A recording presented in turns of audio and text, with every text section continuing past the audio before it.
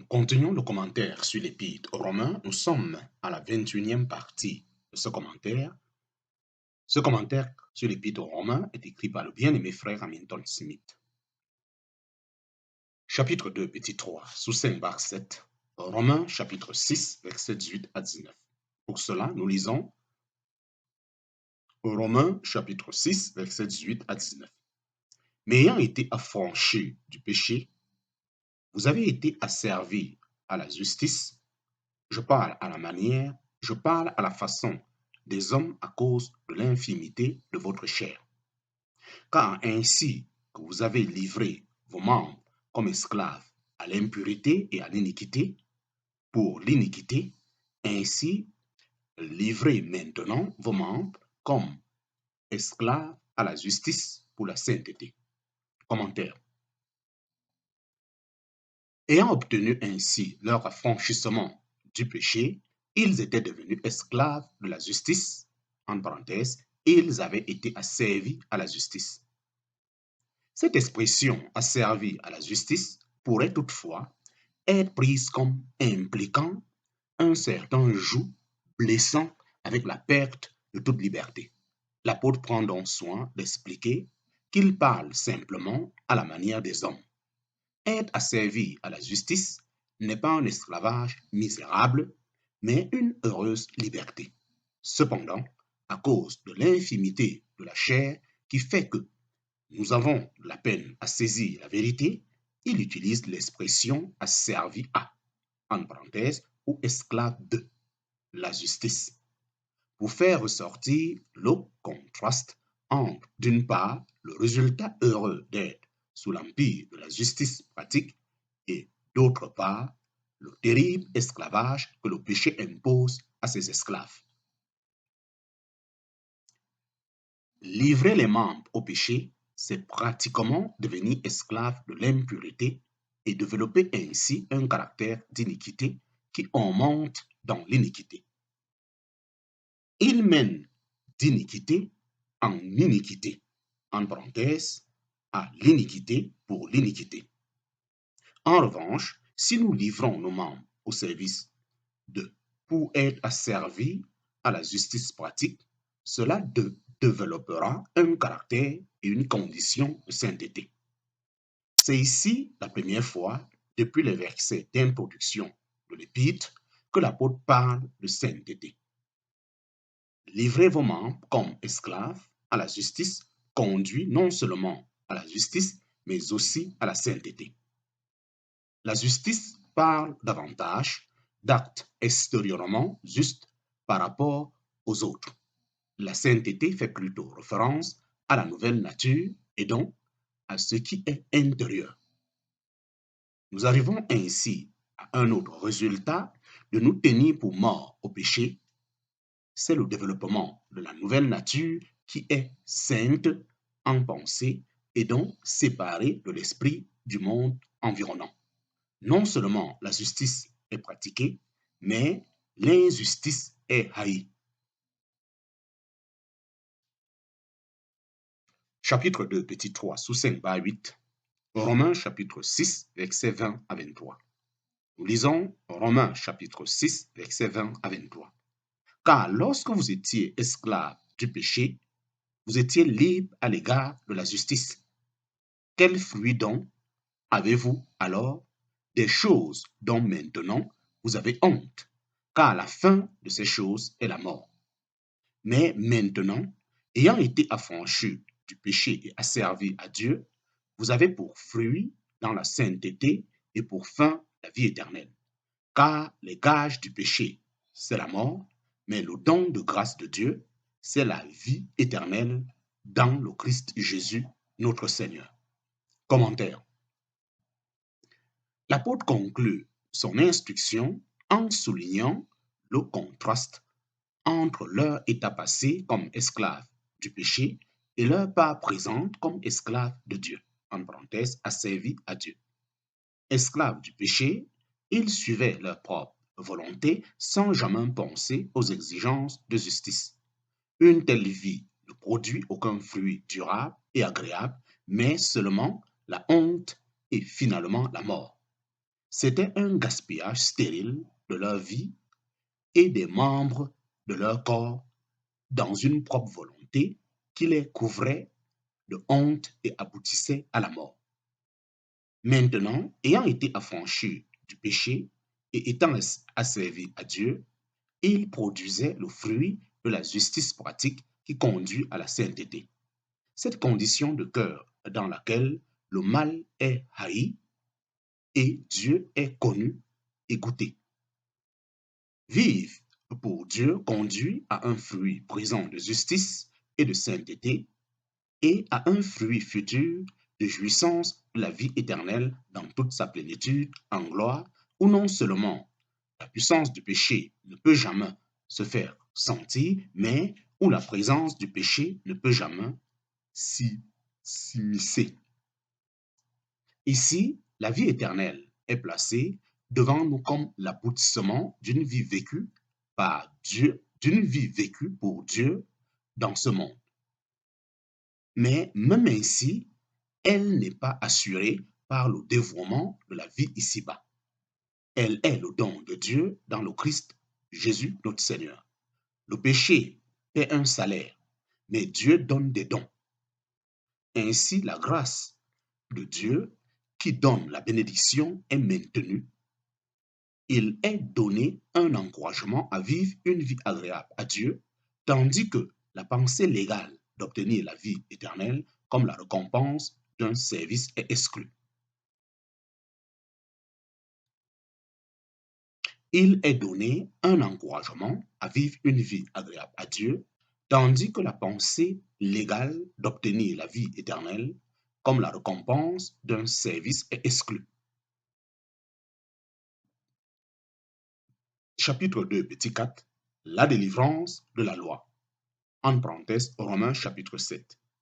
Chapitre 2, petit 4, la délivrance de la loi. En parenthèse, Romains chapitre 7. Tous les versets de Romains chapitre 7 pourront nous parler de la délivrance de la loi. Chapitre 2, petit 4, la délivrance de la loi. En parenthèse, Romains chapitre 7. Dans le chapitre 6 de l'Épître aux Romains, nous avons été instruits sur la manière dont a lieu la délivrance de la puissance du péché. Au chapitre 7 de cet Épître aux Romains est placée devant nous la manière dont a lieu la délivrance du joug de la loi. Il y a évidemment une grande différence entre le péché et la loi. Le péché est entré dans le monde par l'homme, la loi a été donnée par Dieu. L'un est absolument mauvais, l'autre est sainte, juste et bonne. Il est facile de voir que nous avons besoin d'être délivrés de ce qui est mauvais.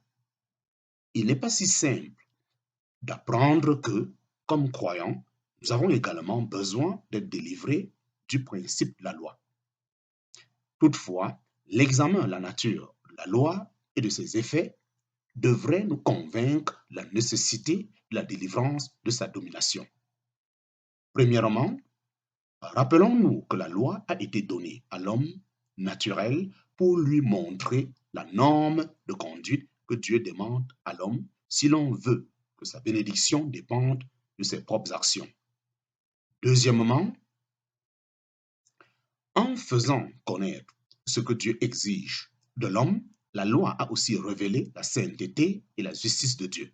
Troisièmement, la loi a exposé la faiblesse et l'incapacité totale de l'homme pour garder la loi et répondre ainsi aux justes exigences de Dieu. Quatrièmement, en exigeant de la part de l'homme et en manifestant sa faiblesse, la loi ne lui a donné aucun secours ni aucun soutien pour satisfaire ses exigences.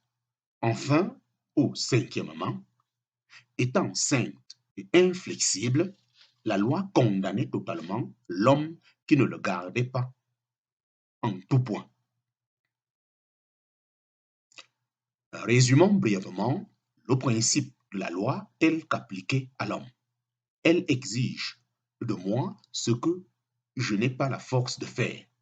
Elle ne me donne aucune force pour répondre à ses exigences. Et quand je manque à satisfaire ces exigences, elle me condamne entièrement.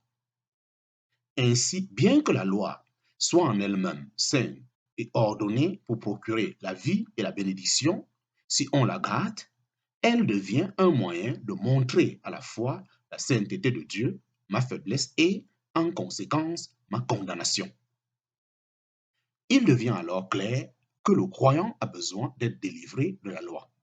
Et de plus, il a besoin d'un autre soutien pour porter du fruit pour Dieu. Le verset 4 du chapitre 7 du livre de Romains dit très clairement que c'est le désir de Dieu que les siens portent du fruit pour lui-même et soient donc une source de plaisir pour lui. Pour qu'il en soit ainsi, il nous faut connaître la délivrance du péché, de la loi et de la chair. Cela nous amène au grand sujet du chapitre 7 du livre de Romains où nous apprenons comment Dieu délivre de l'esclavage de la loi et qu'un nouveau lien a été formé entre le croyant et Christ ressuscité pour que nous puissions porter du fruit pour Dieu. Le chapitre se termine par les expériences que nous traversons, pour nous faire apprendre le besoin qui est le nôtre d'accepter la manière dont Dieu délivre. Le chapitre peut se diviser comme suit. Premier point, Romains chapitre 7, versets 1 à 3, le principe établi et illustré que la loi domine sur l'homme aussi longtemps qu'il vit. Deuxième principe, Romains chapitre 7, versets 4 à 6, l'application aux croyants du principe et de son illustration. Troisième principe, Romains chapitre 7, versets 7 à 13, l'utilisation et l'effet de la loi lorsqu'elle est appliquée à l'homme dans la chair. Quatrième principe, Romains chapitre 7, versets 14 à 25, les expériences d'un homme qui apprend par le moyen de la loi la vraie nature de la chair et son besoin d'un libérateur. Chapitre 2, petit 4 sous 1, l'affirmation et l'illustration du principe que la domination de la loi prend fin avec la mort. En parenthèse, Romains chapitre 7, versets 1 à 3. Nous lisons pour cela Romains chapitre 7, versets 1 à 3. Ignorez-vous, frères, car je parle à gens qui entendent ce que c'est que la loi a autorité sur l'homme aussi longtemps qu'il vit, car la femme qui est soumise à un mari est liée à son mari par la loi tant qu'il vit. Mais si le mari meurt, elle est déliée de la loi du mari. Ainsi donc, le mari étant vivant, elle sera appelée adultère si elle est à un autre homme. Et si le mari meurt, elle est libre de la loi, de sorte qu'elle n'est pas adultère en étant à un autre homme. Commentaire. Le grand principe qui sous-tend la doctrine des chapitres 6 et chapitre 7 du livre de Romains est que nous ne pouvons pas être en vie dans ce à quoi nous sommes morts. Au chapitre 6 des Épîtres aux Romains, ce principe est appliqué au péché. Si nous sommes morts au péché, nous ne pouvons pas vivre dans le péché. Au chapitre 7 de l'Épître aux Romains, ce principe est appliqué à la loi. Si nous sommes morts à la loi, nous ne sommes plus sous la loi. L'apôtre s'adresse à ceux qui savent ce qu'est la loi. Cela semble inclure aussi bien les juifs que les non-juifs. Les juifs étaient sous la loi, les non-juifs, y compris ceux de la chrétienté, n'étaient pas sous la loi au sens strict, mais ils entendaient très bien ce qui en était. L'apôtre leur rappelle le principe bien connu que la loi a autorité sur l'homme aussi longtemps qu'il vit. Ce principe est illustré par le cas de la femme mariée. Le lien inviolable du mariage est utilisé pour illustrer l'inviolabilité de la loi. Tant que le mari vit, la femme est liée par la loi à son mari. Si le mari meurt, elle est affranchie de la loi de son mari. Il n'a plus de domination sur elle. La mort rompt le lien. Elle est libre de se marier à un autre. Ainsi, le grand principe est établi que Si Dieu donne une loi à un homme, un lien divinement formé est établi entre la loi et ceux qui sont sous elle, et seule la mort peut annuler ce lien.